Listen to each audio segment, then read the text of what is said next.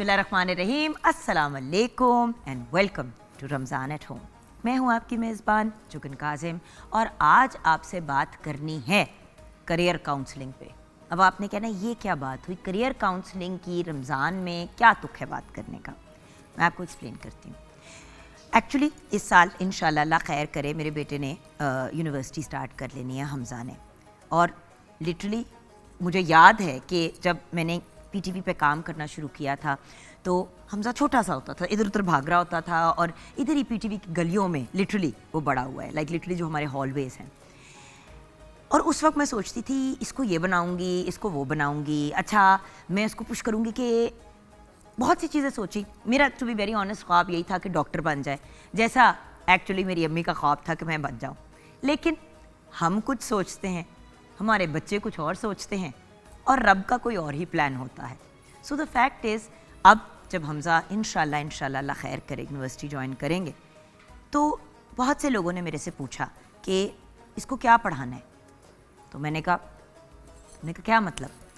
मैंने कहा बात यह है कि अब इतने प्रोग्राम्स कर लिए हैं, इतने करियर काउंसलर्स, मोटिवेशनल स्पीकर्स और उससे बढ़ के बहुत कामयाब लोगों के इंटरव्यूज़ करने का मुझे मौका मिला। मैं अपने आप को बहुत खुशकिस्मत कंसिडर करती हूँ क्योंकि मेरे जैसे बंदे को कहाँ मौका मिलेगा इतने बड़े बड़े लोगों से मिलने का। देखिए, मेरे लिए बड़ा इंसान वो नहीं है जिसने पैसा बहुत कमाया है। मेरे लिए बड़ा इंसान वो है जो सेल्फ मेड है, जिसने मेहनत करके, एफर्ट करके अपना कुछ बनाया हो।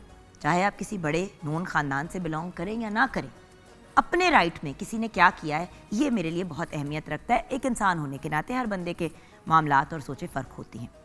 सो आज मैं सिर्फ एक रिक्वेस्ट आप सबसे करना चाहूँगी कि बच्चों को जो उनका जी चाहता है उनको करने दें, उन पे ज़बरदस्ती ना करें, उन पे अपने ओपिनियंस फोर्स ना करें। नफ्सियात के पॉइंट ऑफ व्यू से बात करें, मतलब टीचिंग के पॉइंट ऑफ व्यू से बात करें, किसी भी एंगल से अगर ये हम बात करें तो ये बच्चों के लिए एक बड़ी नेगेटिव चीज़ होती है कि जब हम उनके ऊपर ज़बरदस्ती अपने सोचे जो हैं वो थोपने की या मुसलहत करने की कोशिश करते हैं।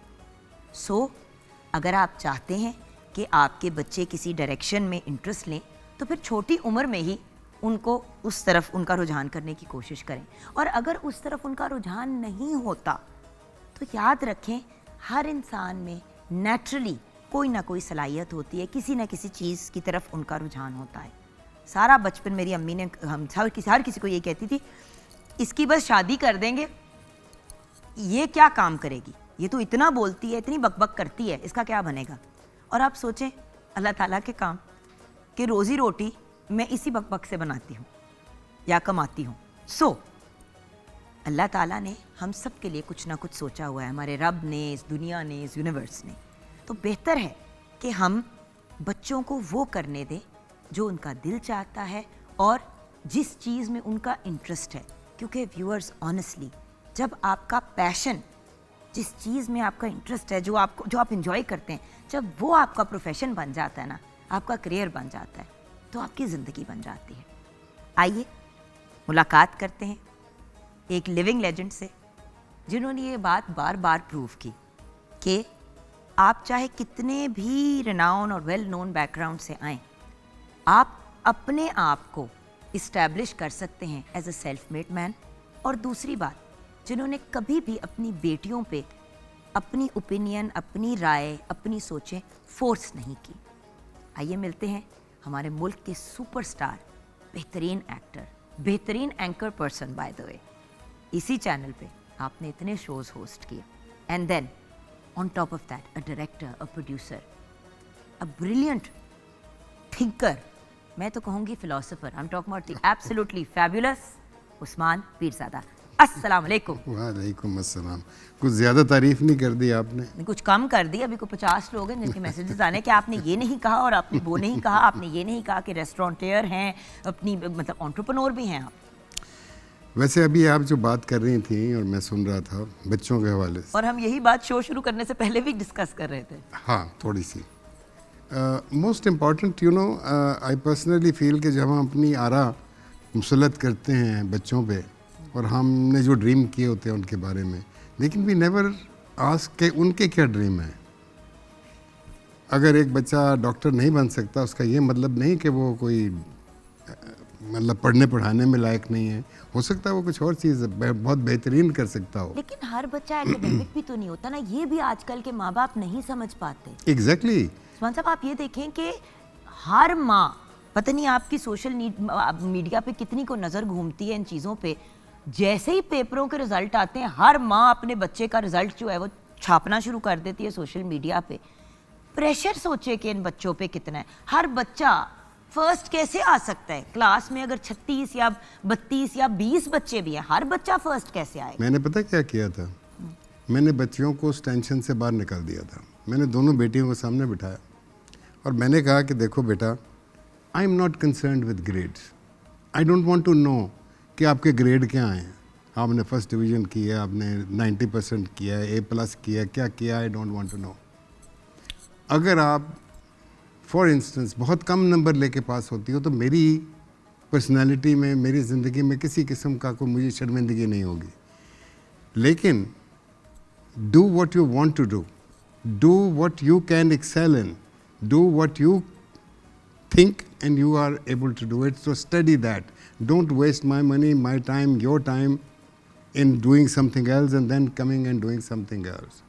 So both the girls were focused, उनके ऊपर से एकदम से टेंशन उतर गई कि भाई अब्बा का तो कोई ड्रीम नहीं है कि बच्चे जो हैं A+ ले रहे हैं, एक डॉक्टर बनेगा, दूसरा इंजीनियर इंजीनियर बनेगा। बनेगा, मतलब I mean, हम हुनर नहीं सिखा रहे। यू सी, अगर आपके पास कोई हुनर होगा, आप दुनिया के किसी भी मुल्क में भूखे नहीं मर सकते।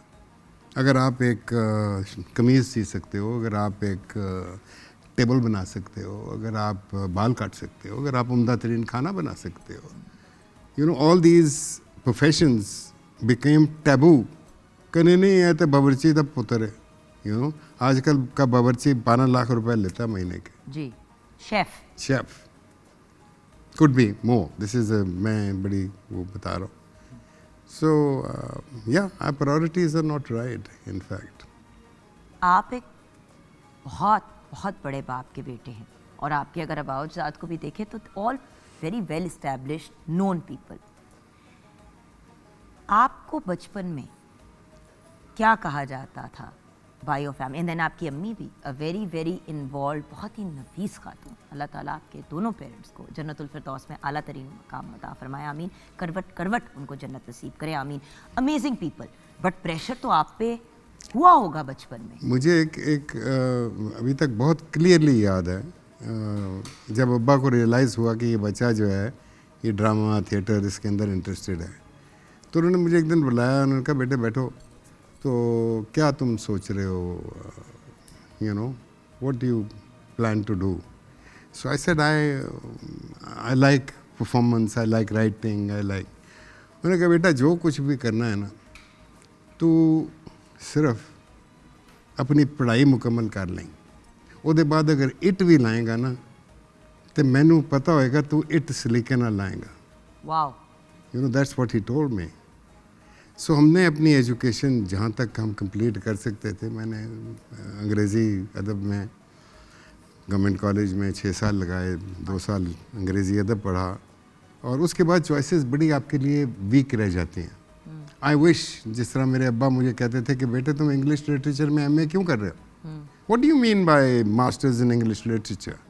Nobody can be master in literature. किस तरह आप? हाँ जी, हो ही नहीं सकता। अड्डा Actually, बात तो उन्होंने बहुत सही कही। He said that you should do law. So I used to think कि इनके अब्बे ने, मेरे दादा ने इनको ऑक्सफोर्ड भेजा था लॉ पढ़ने के लिए, ये भाग गए थे और ड्रामा सीख के आए थे जर्मनी से, तो शायद ये वो वाली पूरी जो उनके हसरत वो मुझ में पूरी करना चाहते हैं कि मैं lawyer. And I now wish that I had done law rather than doing my masters in English literature. I don't know, क्योंकि that was another knowledge. English literature की वो चीज़ें तो हमने वैसे ही पढ़नी थी। That poetry आपका घर का माहौल ही ऐसा था, उर्दू और अंग्रेजी दोनों अदब वाला। जी हाँ, जी। तो आपका तो घर था गढ़ नॉलेज का, तो वो तो फिर नहीं था ना। हम इतने सारे थे इकट्ठे, यू नो 5 भाई 2 बहनें, you know. And your sister is a very very good writer, माशाल्लाह। जी, तस्नीम आपा done great job with children. बड़े गाने लिखे उन्होंने बच्चों के लिए, चीज़ें, कहानियाँ छोटी छोटी एंड ऑल दैट। देखिए आप सब जो हैं वो अल्टीमेटली तो मीडिया से ही कनेक्टेड हुए, क्योंकि आपके खून में था। देखिए खून में भी होता है शायद मेरा ख्याल आई थिंक ये चलता है, कुछ ना कुछ तो है सिलसिला। हाँ तो है। तो आपका एक्सपीरियंस बचपन में अच्छा था या बुरा था एज फार एज तालीम वॉज कंसर्न? क्योंकि आपने बच्चों के साथ एक बहुत मुख्तलिफ एटीट्यूड रखा। देखिए, आप जो बात अब कर रहे हैं, लोग कह रहे होंगे हाँ ये बड़ी अच्छी बात है, लेकिन जब आपने अपनी बेटियों को ये बात की तब ये बातें नहीं कही जाती थी बच्चियों को। नहीं कही जाती, सिर्फ ये कहा जाता था कि अच्छे नंबर आने चाहिए। आई डोंट नो, घर में एक बड़ा क्रिएटिव माहौल था बचपन में। आई स्टिल रिमेंबर जो मैंने पहला थिएटर प्ले अपनी ज़िंदगी में देखा, that was called Julius Caesar, Shakespeare का। औखा तरीन प्ले, लेकिन वो ज़िया मोहिउद्दीन साहब इंग्लैंड से नए नए वापस आए थे राडा से, और उन्होंने आके गवर्नमेंट कॉलेज के ओपन एयर थिएटर में ये प्रोडक्शन की थी। माई ब्रदर सलमान भाई played mark Antony in that. So for me it was a fascinating world that I saw lights के अंदर all these beautiful people, Shoaib Hashmi साहब and Salima Hashmi and all these अच्छा, आपको young पता है people। मेरे बचपन में आपका घर ये था जो आप मुझे डिस्क्राइब कर रहे हैं। वो रिपीट मेरे लिए ज़रूरी है ये आपको बताना, क्योंकि मेरी अब्बू की आपसे दोस्ती थी और मामा की और समीना जी की दोस्ती थी। तो वो एक ऐसी सी सिचुएशन थी कि इवन और मेरा बड़ा भाई तेरा खालू लगता है। बिल्कुल, मेरे खालू भी लगते नहीं, उनको तो हम अब्बा ही बुलाते हैं ना, वो हमारे कम्युनल अब्बा है सबके। और आपको सारी जिंदगी पीरू चाचा बुलाया, एंड देन बड़ी चाचा एंड फ्रेडी चाचा। सो द पॉइंट इज, क्योंकि वो मेरे चाचा के बेस्ट फ्रेंड्स। तो आपका घर हमारे घर के बरक्स वो घर था जो आप डिस्क्राइब कर रहे हैं। हाँ, रौनकें, और कभी फेस्टिवल हो रहे हैं, कभी कुछ हो रहा है, हर वक्त कोई एक्टिविटी चल रही है कुछ माशाल्लाह। ना कुछ, और आज भी वही सीन है आप लोगों के घरों में। तो ये मेरे ख्याल से बड़ा ज़रूरी होता है। आप सोचे कि मेरे जैसे बच्चा खिंचता था आप लोगों की तरफ, और मैं हर मौका व्यूअर्स ढूंढती थी कि किसी तरह किसी चीज़ का हिस्सा बन जाऊँ। और फिर एक स्टेज आया जब मैंने आपसे आके मिन्नत तरले किया, और आपने फिर मेरे अब्बू को कन्विंस किया, जो बहुत स्ट्रिक्ट थे। अल्लाह ने जन्नत नसीब करे, but he was a very very strict father. Very strict father. उसने तेरा आना बंद कर दिया था फेस्टिवल में आना। So then I talked to him. I said कि यार काजिम क्या कर रहा है तू? हमारी But he listened to me. हाँ। आपको कोई ना कह सकता है? नहीं, मेरा he was a good friend.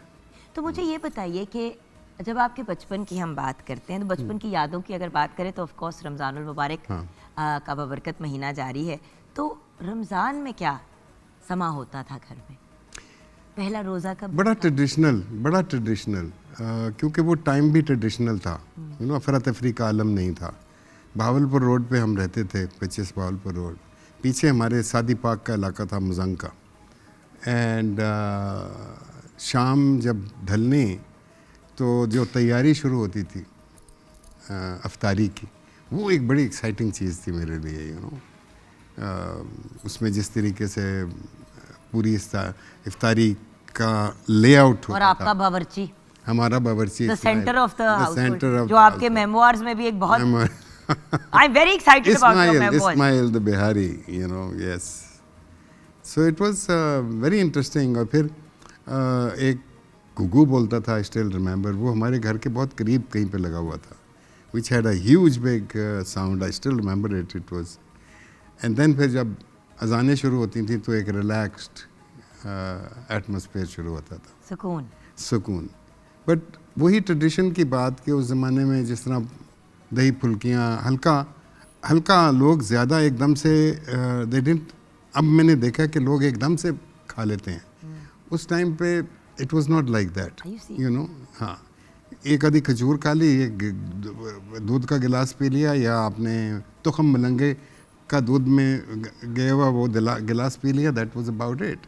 और फिर आपने अपना आधे पौने घंटे के बाद प्रॉपर खाना खा लिया। आपने नमाज पढ़ी और जो बाकी अपने मामलात हैं वो किए, उसके बाद फिर आपने खाना खा लिया अर्लियर बेसिकली। तो इट्स इंटरेस्टिंग बिकॉज इफ्तारी का भी अंदाज मुख्तलिफ होता था।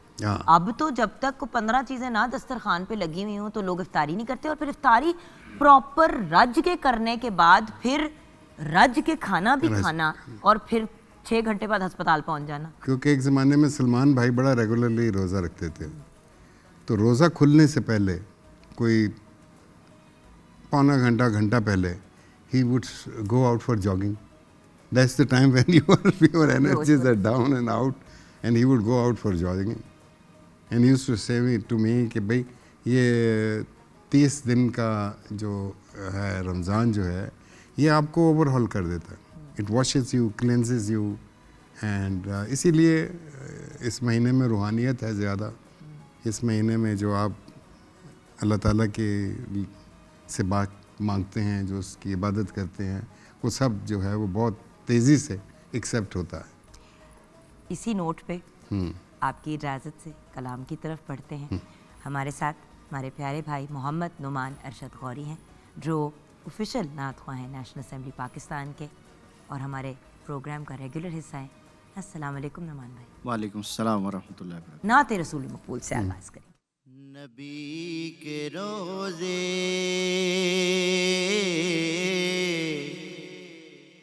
पे जाने वालों, मेरा भी उनको सलाम कहना.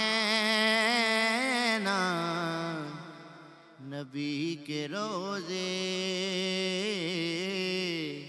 पे जाने वालों,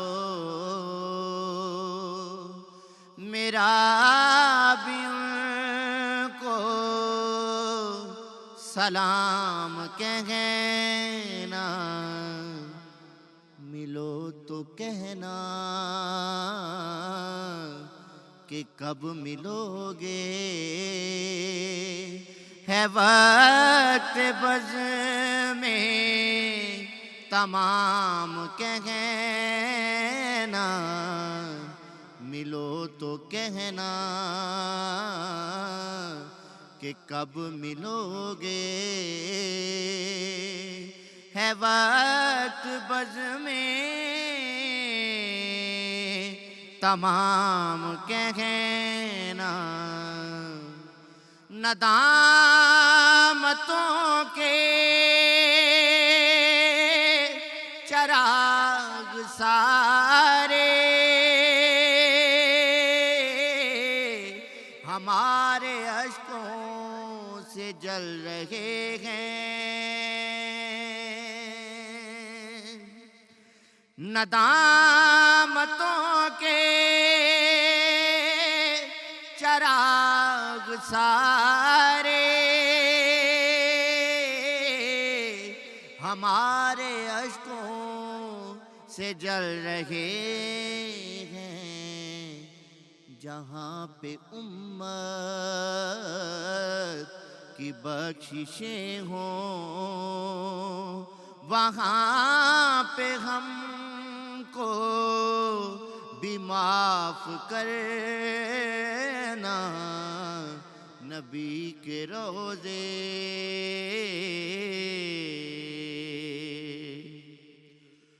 सुना है रोज़े की जालियों को, जो चूमते हैं वो झूमते हैं. सुना है रोज़े की जालियों को, जो चूमते हैं वो झूमते हैं. हमें अता हो मेराज कुर्बत, हमें भी आता है चूम लेना. नबी के रोज़े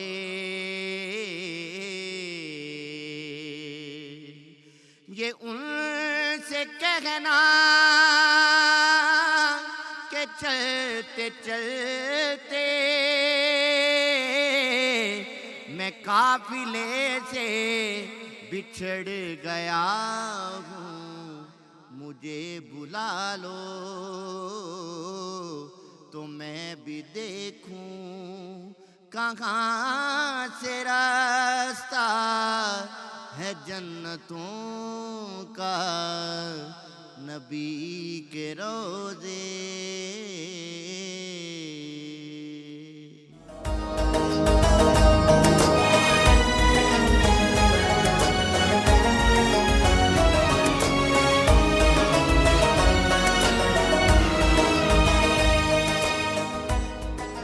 ब्रेक व्यूअर्स, जज़ाकल्लाह प्यारे भाई, बहुत ही खूबसूरत नाते रसूल मकबूल सल्लल्लाहु अलैहि वसल्लम आपने पेश किया, क्या बात है।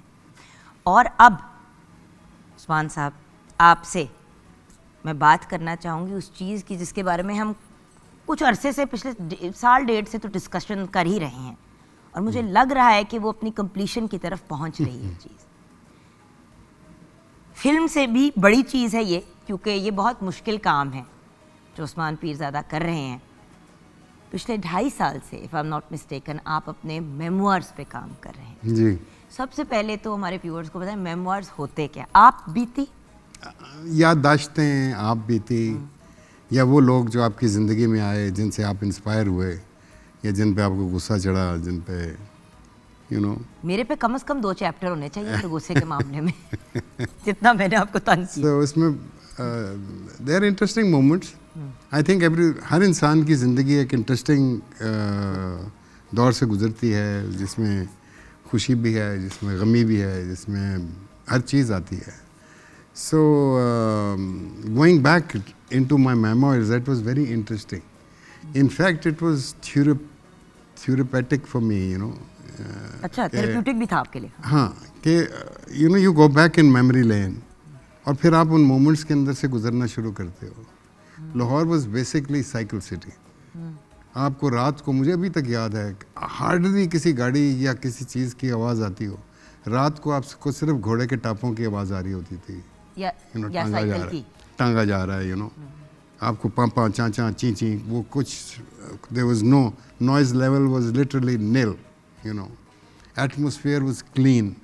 हम नलके का पानी पीते थे, जो नलके में पानी आता था, और लोग ये कहा करते थे कि लाहौर जाके लोग सेहतमंद हो जाते हैं, क्योंकि लाहौर का पानी, ख़ास तौर पे कराची वाले, वो कहते थे कि लाहौर का पानी यू नो बड़ा आपकी सेहत को दुबाला कर देता है, जो कि ट्रूथ थी एक्चुअली।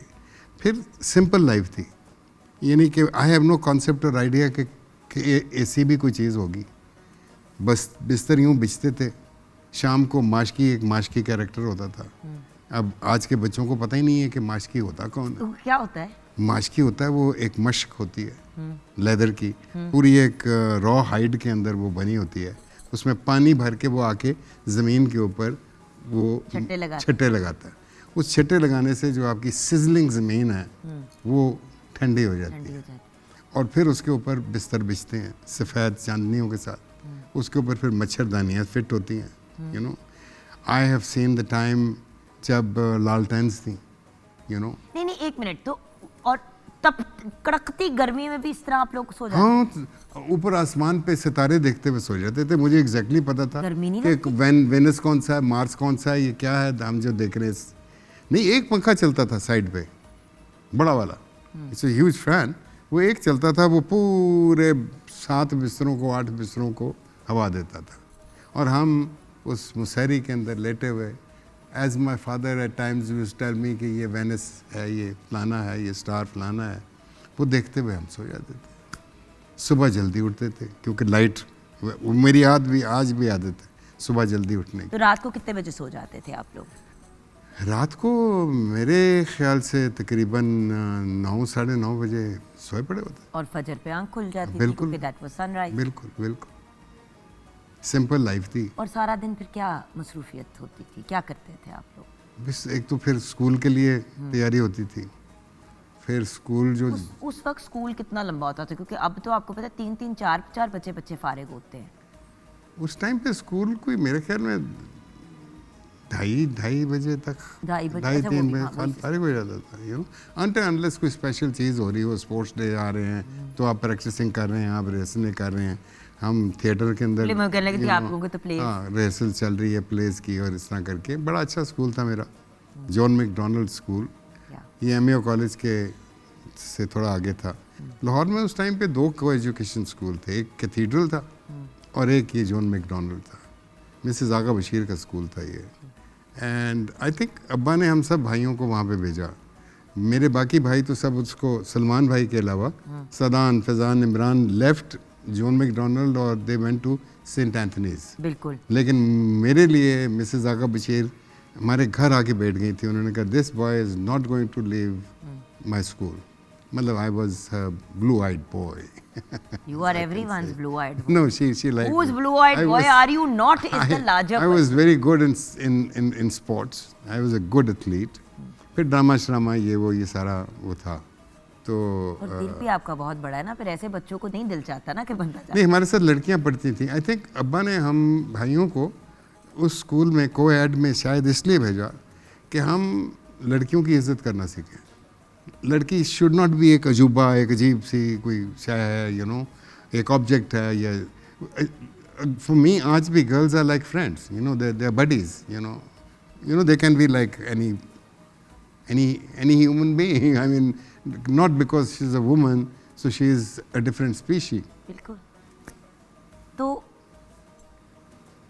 स्कूल गए, स्कूल से वापस आए, उसके बाद फिर क्या, क्योंकि ना तो उस वक्त निंटेंडोज थे और ना ही वीडियो गेम्स थे और Not at all. तो दिन कैसे गुजरता था, करते क्या? भाई, एक सॉरी, तो- आई एम सेइंग वेरी नहीं, नहीं, you're very right. एक फैसिनेटिंग चीज है ये। भाई हम स्कूल से आ जाते थे 2-2:30 बजे, वो आते साथ फिर आप आके जो एक आपके ऊपर स्कूल का सारा वो जो थकावट वगैरह थोड़ी देर के लिए हम गर्मियों के अंदर सुला दिए जाते थे।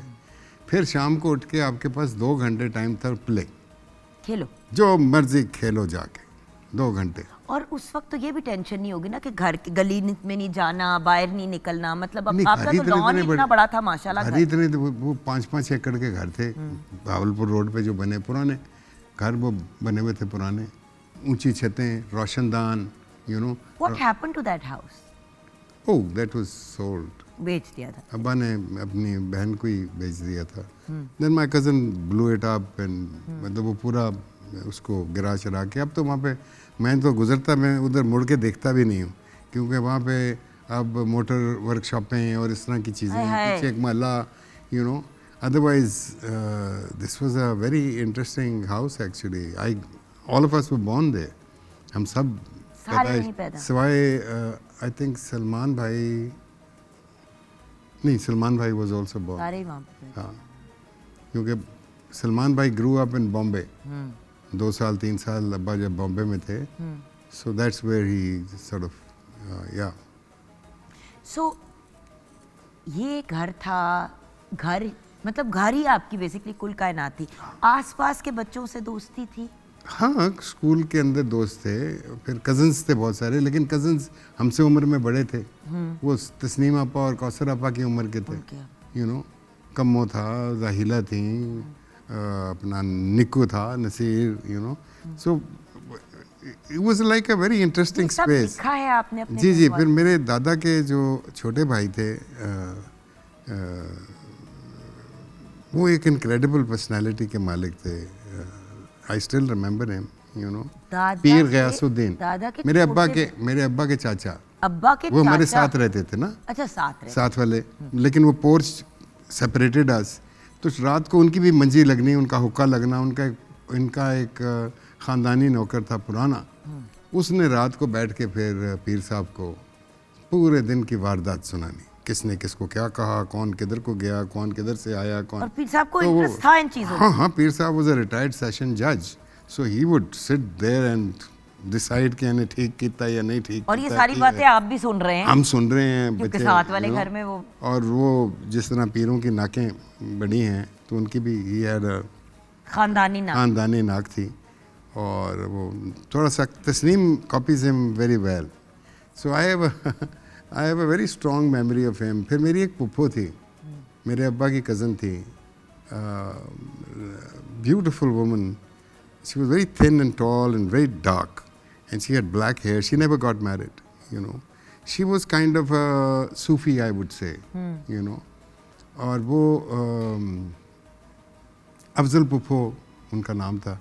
Some of the others, she liked me, you know, as her nephew. और कई दफ़ा वो मुझे अपने साथ ले जाया करती थी। हमारे घर के सामने था ये सबसे बड़ा कब्रिस्तान लाहौर का, मियानी साहब जिसको आप मियानी कहते हैं। साहब। तो सूफियाँ का तकिया बिल्कुल हमारे घर के बिल्कुल सामने था, और उसका एक हाथा था, वहाँ पे पहलवानी My होती थी। nano is buried at Miani Sahib also. So the whole family is there. हम सारे तो वो वहाँ पे पहलवानी होती थी सामने।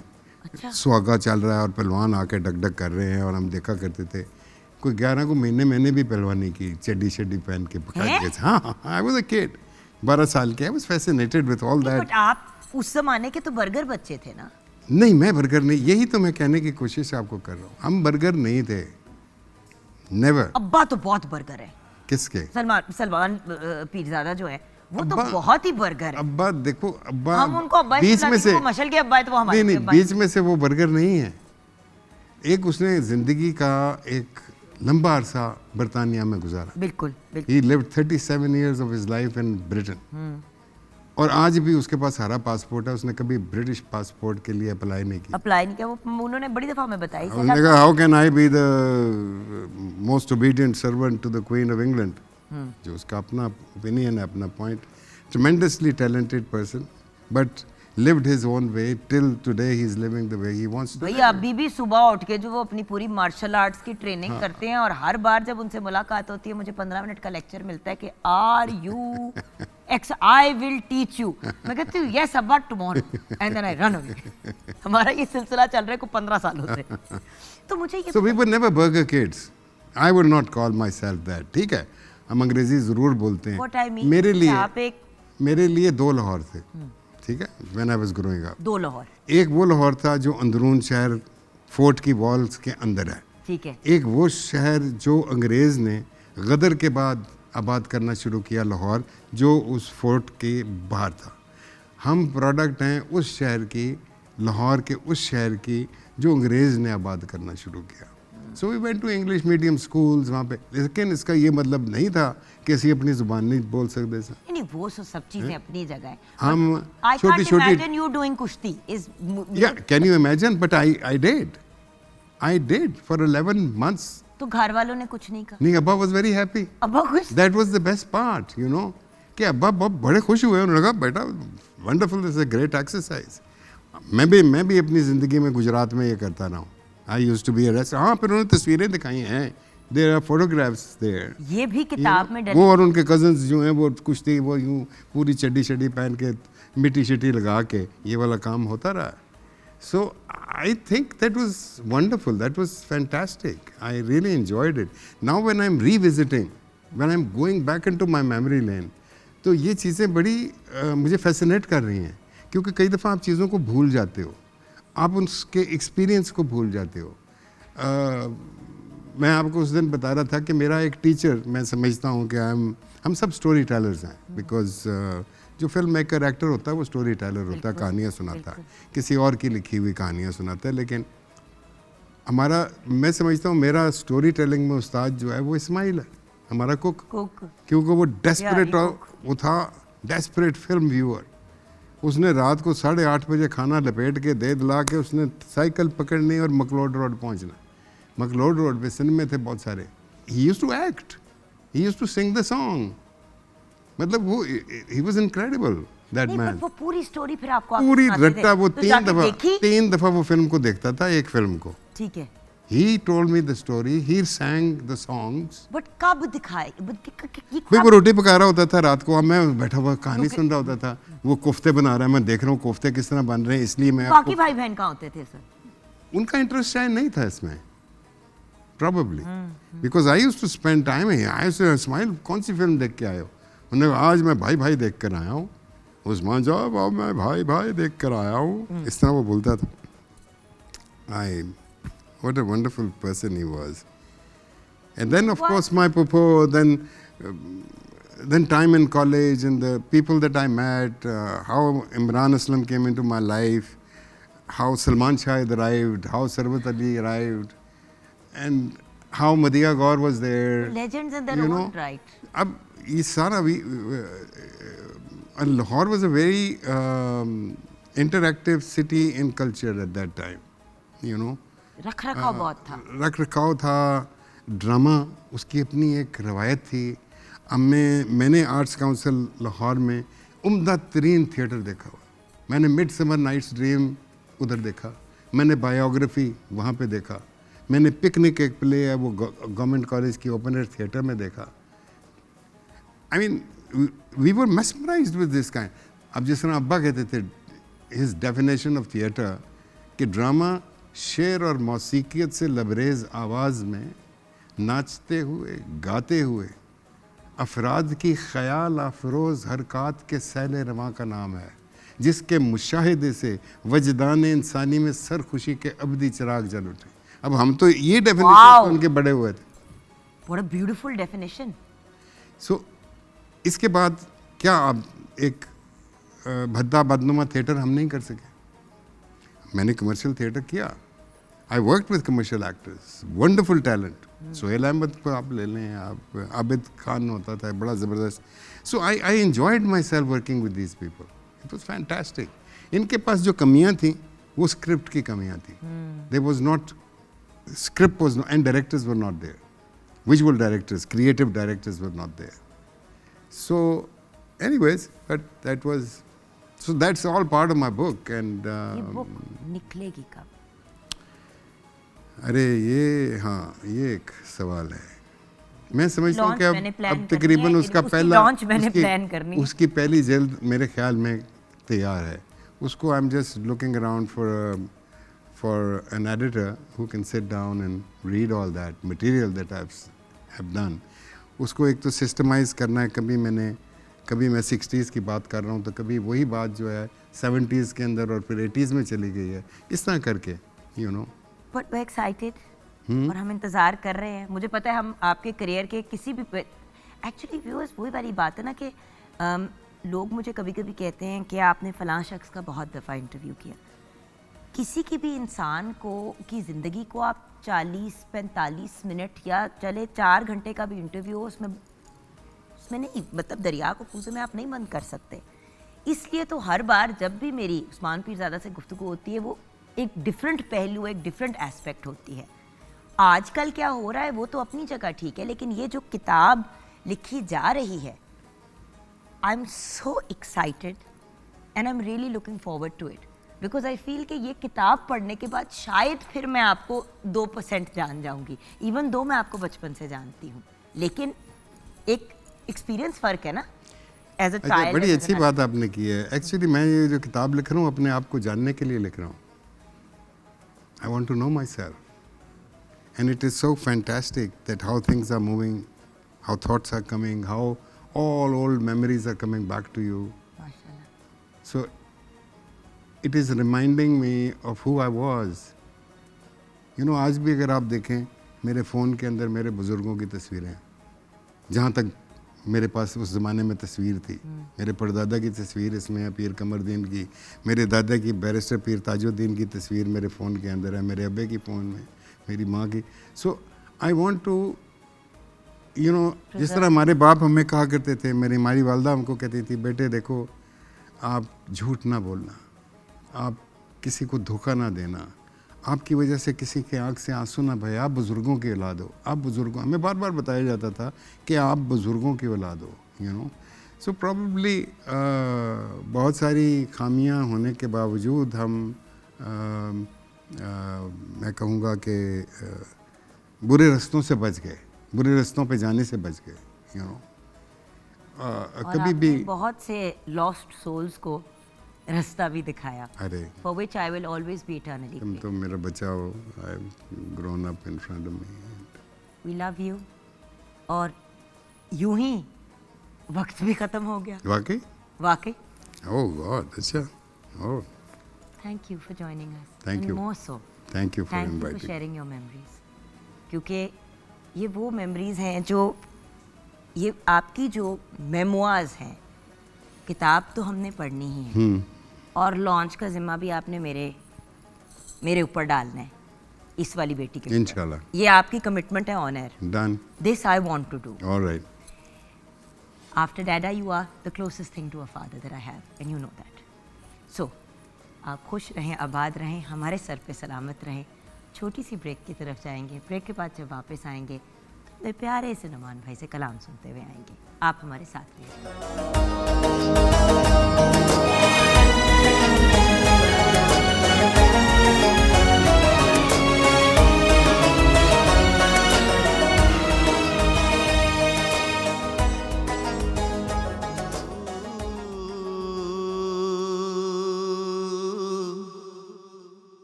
है दो आलम में तेरी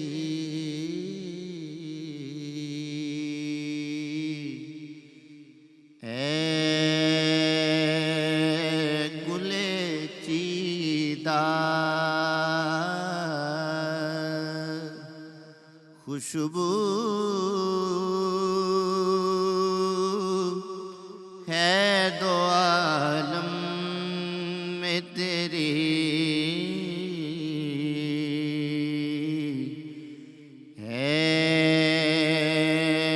गुले चीदा किस मुँह से बयां हो तेरे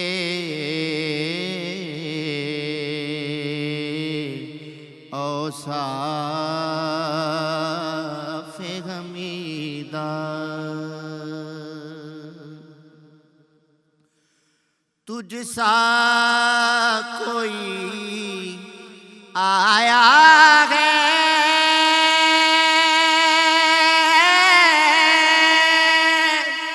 न आएगा जहां में।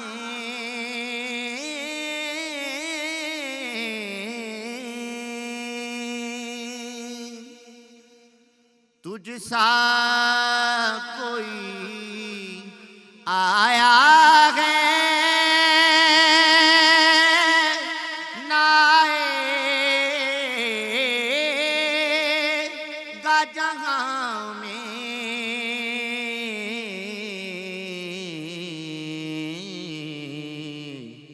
देता है गवाही यही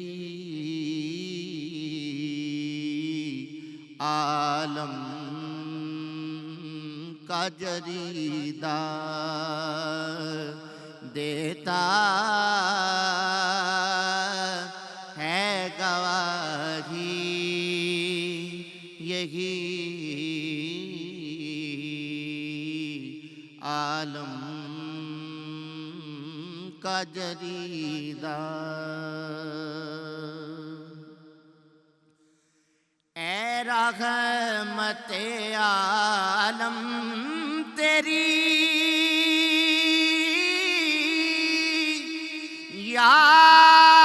यादों की बदौलत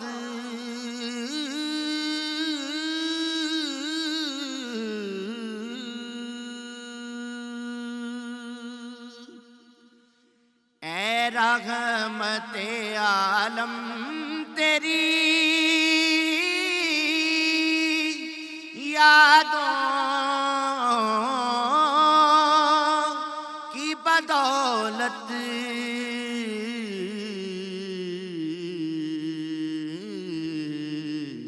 किस दर जा सकूं मैं है मेरा कल्ब तपीदा। किस दर जा सकूं मैं है मेरा कल्ब तपीदा। खुशबू है दो आलम में तेरी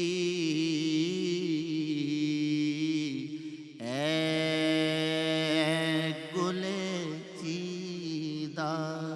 सुभान अल्लाह, सुभान अल्लाह, जज़ाकल्लाह नुमान भाई, बहुत बहुत खूबसूरत, माशाल्लाह। अब व्यूअर्स हमें ज्वाइन किया है ब्रेक के बाद मेरी प्यारी सी लाडली सी ज़ैनब गोंदल ने। न्यूट्रिशनिस्ट हैं, डाइटिशियन हैं, फूड टेक्नोलॉजिस्ट हैं, लेकिन उसके साथ साथ इतनी छोटी उम्र में, कम उम्र में मैंने बहुत कम लोग देखे हैं जो इतने कॉम्पिटेंट, इतने केयरिंग और इतनी वार्म पर्सनैलिटीज़ हों। मैं बड़े अरसे से ये बात कहना चाह रही हूँ। देखिए, काम तो इंसान बहुत से लोगों के साथ करता है, आपको भी पता है, व्यूअर्स, मुझे भी पता है, लेकिन बहुत कम लोग होते हैं जिनके साथ काम करके आपको लगता है कि जैसे आप किसी अपने के साथ काम कर रहे हैं, अपने बच्चे के साथ काम कर रहे हैं, अपने किसी फैमिली मेम्बर के साथ काम कर रहे हैं। That's so sweet. तो ज़ैनब गोंदल कुछ ऐसा सा प्यारा सा बच्चा है मेरी ज़िंदगी में। मुझे लगता है इस यूनिवर्स ने मुझे एक तोहफ़ा दिया है ज़ैनब के फॉर्म में। Thank you so much and that's so kind and sweet of you. इतनी मैं शायद अच्छी हूँ नहीं जितना आपने 20-25 साल की उम्र पे बड़े कम लोग होते हैं ना आप जैसे। मैं भी एक बड़ा सदियों पहले आपकी उम्र की थी और मुझे याद है कि मैं दंदनाती हुई घूमती थी, मुझे किसी की टेंशन नहीं होती थी, मैं सिर्फ अपनी होती थी। एंड आपको हर किसी की टेंशन होती है अपने अलावा। ये बड़ी अच्छी आदत है, लेकिन थोड़ा सा अपना भी ज़्यादा ख्याल रखा करो। You deserve that. करते हैं कोशिश। करते हैं कोशिश। लेकिन दूसरों के ख्याल रखने की जब बात करते हैं तो एलोवेरा और क्यूकम्बर, खीरे जो होते हैं, इसके बारे में आजकल मैं बहुत कुछ ऑनलाइन पढ़ रही हूँ, वैसे काफ़ी देर से। मतलब एलोवेरा स्टिल न्यूअर। क्यूकम्बर, खीरा तो आपको पता है बचपन से, मैं छोटी थी तो हमें कहा जाता था ओ आंखों के नीचे अगर स्वेलिंग हो तो खीरे आंखों के ऊपर रख लें तो स्वेलिंग कम हो जाएगी। अगर हल्के पड़े हुए हैं डार्क सर्कल्स पड़े हुए हैं तो वो उससे ख़त्म हो जाते हैं। फिर एक वक्त पे आई थिंक अबाउट 15-20 ईयर्स को बड़ा ही कॉमन हुआ कि क्यूकम्बर का जूस पीना चाहिए। एलोवेरा को पिछले 5-10 साल से बड़ा ही पॉपुलर हुआ है, हर बंदा बात कर रहा है उसकी। तो एलोवेरा की पहले बात करते हैं, खाने में भी और लगाने में भी। बिल्कुल। अगर एलोवेरा की बात करूं तो डायबिटीज़ के जो पेशेंट्स होते हैं वो बहुत ज़्यादा परेशान रहते हैं, क्योंकि उनके जो टेस्ट आ रहे होते हैं या फास्टिंग और रेगुलर जो उनकी शुगर हम चेक कर रहे होते हैं वो अक्सर बहुत ज़्यादा बढ़ जाती है। ख़ास तौर पे अगर रमज़ानुल मुबारक की बात करें तो इसमें कंट्रोल में नहीं आ रही होती, जिसकी वजह से वो रोज़े नहीं रख पा रहे होते और बहुत उनकी रूटीन जो है वो अपसेट हो जाती है। तो उन लोगों के लिए aloe vera is the bestest option, जिसको वो अगर अपनी डाइट में ऐड ऑन करते हैं तो वो अपनी जो शुगर का बढ़ना है उसको कंट्रोल कर सकते हैं। क्योंकि आपकी बॉडी में जो इंसुलिन बन रही होती है ये उसको बनाने में बहुत हद तक आपका जो है मददगार हो जाता है। उसके अलावा हम देखते हैं कि लिवर की डिटॉक्सिफिकेशन जो है वो बहुत इंपॉर्टेंट होती है। आपके बॉडी में जितने भी आप समझे एंजाइम्स रिलीज हो रहे होते हैं उनमें लिवर काम कर रहा होता है। लिवर का साफ होना और डिटॉक्सिफाई होकर उसका काम करना बहुत इंपॉर्टेंट होता है। अब aloe vera is one of them जो उससे ये काम करवा सकता है। जैसे हम कहते हैं ना कि एक गार्ड आके बैठ जाता है और वो कहता है कि जस्ट डू इट, एलोवेरा वो काम उसके साथ कर रहा होता है। नंबर 3 ऑप्शन जो है हमारे गुर्दे जो होते हैं जिसको हम किडनीज़ बोलते हैं, बहुत सारे लोगों की वो पानी को बहुत ज़्यादा जो है ना वो बस यूटिलाइज करके बॉडी से बाहर निकाल रही होती हैं। एलोवेरा क्या करता है कि किडनीज़ को प्रॉपर फंक्शन कराने में और उसके जितने नेफ्रॉन्स होते हैं उनसे काम लेता है बड़े इंपॉर्टेंटली। अब एलोवेरा के अंदर अमाइनो एसिड्स भी मौजूद होते हैं। यार हम तो उसको एक गमले में पौधा लगा हुआ होता है, कभी मसला हो जैसे इसकी सनबर्न हो गया तो मुंह पे लगा लिया। बिल्कुल। उसको कंज्यूम खाने के बारे में तो अब बात होनी शुरू हुई है। बिल्कुल। और उसका सालन भी कोई बनता है। सालन भी बनता है, बिल्कुल। आप अगर किसी भी सालन में चाहते हैं कि भाई ये आपके लिए एक नेचुरल डिटॉक्सिफायर बन जाए तो आप एलोवेरा की 1 टेबल स्पून अपने सालन के अंदर डाल दें। जेल डाल दें। अब नहीं, बट क्या उसको पका सकते हैं आप उसको जब नियरली कुक हो चुका हो उस टाइम डालें और बहुत ज्यादा भुनाई मत उसकी करें। हाँ, भुनाई ना करें ताकि ना उसका कोई टेस्ट है ना बेचारे की कोई स्मेल है। 90% तो वो सिर्फ पानी है। अब बाकी जो 10% है आपको पता है उसमें फाइबर भी है, प्रोटीन भी है। मजे की बात जो कि मैंने जब पढ़ी रिसर्च में इतनी हैरान हुई कि खीरे में भी प्रोटीन है और एलोवेरा में भी प्रोटीन है। That was shocking for me. है बहुत कम अमाउंट में, लाइक 1-2% है, लेकिन है। और मैं इतनी हैरान हुई कि अच्छा हम तो ये सिर्फ बाकी ऑप्शंस देख रहे होते हैं। अच्छा, दुनिया वेजिटेरियन भी तो है। हाँ, अल्लाह वो पाक भी ने तो कहीं ना कहीं से पूरा करती हैं, दालों से, वेजिटेबल से, डिफरेंट चीज़ों से। अल्लाह ताला ने उनका ख्याल भी करना है। अब उसके बाद जिन लोगों में हम देखते हैं कि अमाइनो एसिड्स का, जैसे मैंने बता दिया, ऑलमोस्ट 6 अमाइनो एसिड्स ऐसे होते हैं जो हम एलोवेरा से अपनी बॉडी में ले सकते हैं। अब मज़े की बात यह है, जिन लोगों के घुटनों में दर्द रहता है और अक्सर हम कहते हैं कि जी जिनकी वो जो लुब्रिकेशन है घुटने की, जिससे हम फ्रिक्शन प्रोड्यूस होती है और हड्डियाँ आपस में जैसे ऐसे करते हैं जब टांग को, तो वो रगड़ खाती हैं। अगर आप एलोवेरा का जूस पीना शुरू कर देते हो या एलोवेरा जेल खाते हो तो आप बहुत हद तक अपने घुटनों की दर्द को ठीक कर सकते हो। आपकी बॉडी में जो इन्फ्लेमेशन आनी शुरू हो जाती है, चाहे वो PCOS की फॉर्म में हो, चाहे वो आर्थराइटिस की फॉर्म में हो, ये उसको ठीक करता है। और उससे मज़े की बात, हम इतनी सारी मेडिसिन्स जो हैं वो बंटीज़ की तरह समझ के बस खाते चले जा रहे होते हैं, चाहे वो आर्थराइटिस की हो, किसी भी बीमारी की हो, जहाँ वो आपको उससे ठीक कर रही होती है, बहुत सारे नुकसान आपके जिस्म में जो है वो डाल रही होती है। एलोवेरा जो है वो उन सभी नुकसानों को भी, जैसे स्किन को सूद करता है, वैसे ही उन सभी नुकसानों को भी सूद कर देता है और आपकी बॉडी को आराम देता है बहुत ज़्यादा।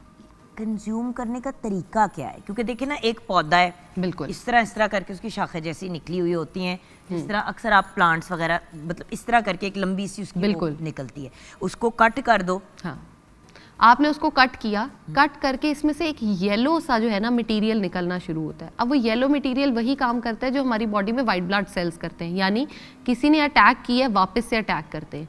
जब तक वो येलो फ्लूइड अंदर से निकल रहा है तब तक आपने अपने एलोवेरा को नहीं छेड़ना, आप उसको छोड़ दें। कुछ टाइम, आधा घंटा तकरीबन लगता है उसको सॉर्ट आउट होने में। जैसे ही वो सॉर्ट आउट हो जाए, आप उसका ऊपर से ग्रीन जो पार्ट है वो सारे का सारा रिमूव कर दें। जो वाइट पार्ट है वो बेसिक जो है ना गेम चेंजर है आपका। अब वाइट जो गूदा है उसका, आप उसकी 2 टेबलस्पून ऑफ पानी के साथ मिक्स कर लें, यह आपका बड़ा अच्छा एक जूस बन जाता है। आप इसको सुबह निहार मुँह भी ले सकते हैं। और मज़े की बात यह है, एलोवेरा जो है वो आपके वेट लॉस और वेट मेंटेनेंस में बहुत ज़्यादा हेल्प आउट कर रहा होता है, क्योंकि आपकी बॉडी में उसने टॉक्सिन्स बनने ही नहीं दिए जितने जो है प्रोड्यूस होने थे। जैसे फैटी लिवर का बहुत सारे लोगों को इशू होना शुरू हो जाता है, जिसकी वजह से बॉडी जो है वो बहुत फूलना शुरू हो जाती है। तो अब वो बॉडी में एक्स्ट्रा टॉक्सिन्स बनने ही नहीं दे रहा, बॉडी से फ्लश आउट करी जा रहा है, बॉडी आपकी प्योर रह रही है और आपका वज़न भी कम हो जाता है। मैंने बहुत सारे अपने पेशेंट्स में जो है वो अच्छा खासा वेट लॉस कराया है एलोवेरा जेल को यूज़ करा के। लेकिन आजकल मार्केट में ना बहुत सी जगहों पे एलोवेरा, कहते हैं कि pure aloe vera gel, pure aloe vera gel. मेरी प्रॉब्लम सिर्फ ये है कि एलोवेरा जब आप एक दफ़ा कट करके उसमें से निकाल लेते हैं, कोई ना कोई तो उसमें आपको केमिकल डालना पड़ता है ना कि वो खराब ना हो। बिल्कुल, प्रिजर्वेटिव्स हर चीज़ में तो डलता है उसमें, ऐसे ही है। अब अगर तो मैं आपको ये बताऊं कि आपके पास एलोवेरा नेचुरल फॉर्म में है तो उससे अच्छी चीज कोई नहीं। और बाय द वे, एक आप पौधा ले आए, आप सारी जिंदगी के लिए सौखे रहेंगे। वो बिल्कुल इस तरह बढ़ता है कि वो मुझे और उससे भी मजे की, अब वो इतना सा आया था, वो इतना फैल गया एलोवेरा कि मैं काट निकाल के पौधों में डाल, वो गमलों में डाल के लोगों को देती हूँ। क्योंकि उसकी मजे की बात है, उसका बीज कोई नहीं है। उसका बीज जो उसकी वाइट जेल है वही उसका बीज है। जहां वो गिर जाएगी वहां पे पूरा एलोवेरा का पौधा उग जाएगा। आपको और किसी चीज की जरूरत ही नहीं पड़ेगी एलोवेरा को उगाने के लिए। अब एलोवेरा अपनी स्किन पे और बालों का तो मैंने ये चीज़ एक्सपीरियंस की है कि अगर आपके सफ़ेद बाल हो रहे हैं और आप उसके ऊपर हर वीक में 2 बार एप्लीकेशन करना शुरू कर देते हो तो आप बहुत हद तक अपने बालों को ब्लैक कर सकते हो। मज़े की बात है, मेरे बाल जो थे उनका कलर गोल्डन था। मैं आपको अपने बचपन की पिक्चर्स दिखाती हूँ, दे वर प्योरली गोल्डन। मैंने ये एलोवेरा, हाँ नूर की तरह बिल्कुल, मैंने एलोवेरा लगा कर इनको जो है ना वो ब्लैक किया है। क्यों? क्योंकि मुझे लगता था कि थोड़ा सा आधी लाइफ उसमें गुजारी, थोड़ा सा जो है ना ब्लैक का एक वो शेड, फिर कलर ही करना है, जिस मर्जी कलर का कर लेंगे, थोड़ी देर जो है ना वो टोन एक बदला जाए। तो मैंने एलोवेरा से किया है इसको, लेकिन अब मैंने छोड़ दिया है लगाना, क्योंकि अब जो टोन है दैट्स फाइन। उससे तो लगाना कैसे? लगाना ऐसे, आपने उसको साइडों से पील किया, उसका वाइट जेल निकाल लें, आप उसको ब्लेंडर में ब्लेंड करें और डायरेक्टली भी आप इसको लगाने के लिए भी ना, जब आपने उसको यूज करना है तो वो पीला वाला निकाल दें। मैं फिर से एक बात इसलिए रिमाइंड करी हूँ क्योंकि लोग कहते हैं हमने कौन सा इसको खाना है। बिल्कुल, आपकी स्किन खा रही है। यस, ये चीज़ एक दफ़ा अगर हम लोग अंडरस्टैंड कर ले, जो चीज़ आपने स्किन पे या सर पे लगा ली, आपके पोर्स हैं वो उसको अब्जॉर्ब करते हैं। बिल्कुल, तो स्किन पे और बालों, जड़ों में जो भी चीज़ आप लगाएंगे वो आपके जिस्म में जज्ब हो रही है। ऐसे तो इसलिए इतना लाइटली हम लोग क्या करते हैं कि हमने देसी खुराक खानी है, देसी अच्छा स्किन पे लगाना है कुछ, तो फुल केमिकल बेस्ड स्टेरॉइड उसमें डले हुए हैं, पता नहीं क्या क्या डला हुआ है। चेहरे पे भी, जिस्म पे भी जो चीज़ लगानी है, व्यूअर्स याद रखें, अगर वो लगा रहे हैं और वो गायब हो रही है तो वो कहाँ जा रही है? वो आपके अंदर जा रही है। बिल्कुल 3 लेयर्स हैं आपकी स्किन की, सबसे ऊपर वाली पे सबसे ज़्यादा इफेक्ट है। अब चाहे वो सन का है या चाहे आपके जो आप बॉडी पे अप्लाई कर रहे हो चीज़ें उनका है। अब जो हमारा दूसरा इंग्रेडिएंट है जो कि है क्यूकम्बर, उसके अगर फ़ायदे बताऊं, जैसे मैंने पहले कहा है उसमें भी प्रोटीन होता है, लेकिन उसकी मज़े की बात यह है उसमें 95% पानी है, 3% कार्ब्स है और 2% जो है ना वो उसमें आप समझे प्रोटीन आ जाता है। अब वेट लॉस ड्रिंक्स भी बताती हूँ, एलोवेरा के साथ भी बताती हूँ, क्यूकम्बर के साथ भी बताती हूँ, लेकिन उससे पहले ये 1-2 फ़ायदे एलोवेरा के ही बता लूँ, फिर क्यूकम्बर पे आ जाए। ऐसा करते हैं कि नेक्स्ट टाइम जब मिलेंगे क्यूकम्बर पे बात कर लें, ठीक है। क्योंकि ये इतना वास्ट टॉपिक है बिल्कुल। एलोवेरा का ही, हाँ। कि हम क्यूकम्बर को, खीरे को बिल्कुल सेपरेट टाइम देंगे, बिकॉज बिल्कुल ठीक है। खीरा इन इटसेल्फ एक खजाना, मतलब हम खीरे को बहुत हल्का लेते हैं, हाँ जी, सीधी जो बात है।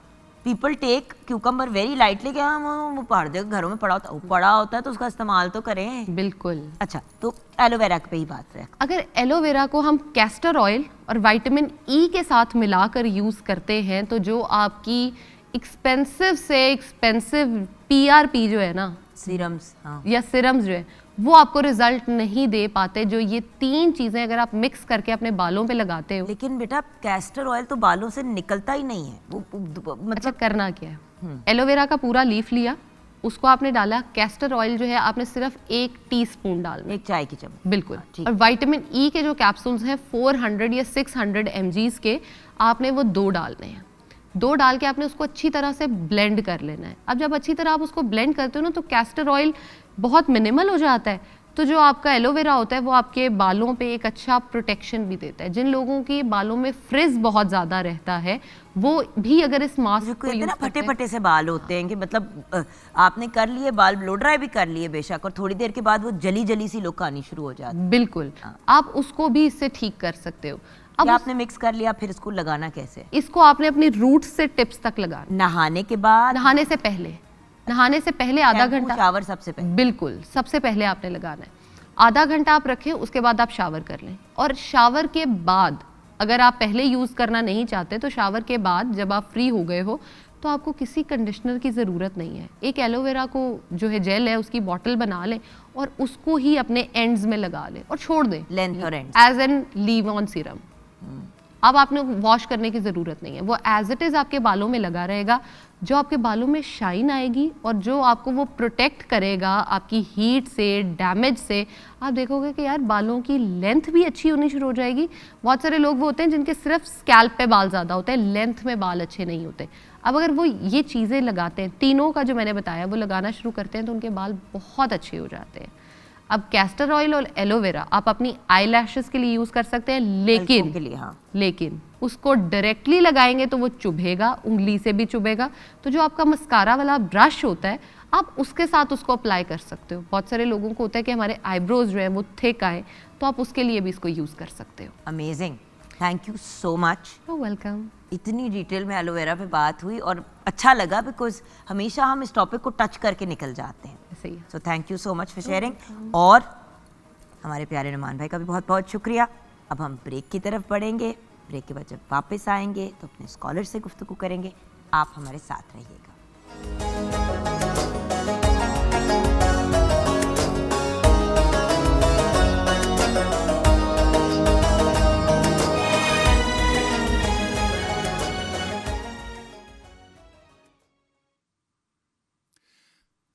फासलों को तकल्लुफ है हमसे, अगर हम भी बेबस नहीं, बेसहारा नहीं। फासलों को तकल्लुफ है हमसे, अगर हम भी बेबस नहीं, बेसहारा नहीं। खुद उन्हीं को पुकारेंगे हम दूर से, रास्ते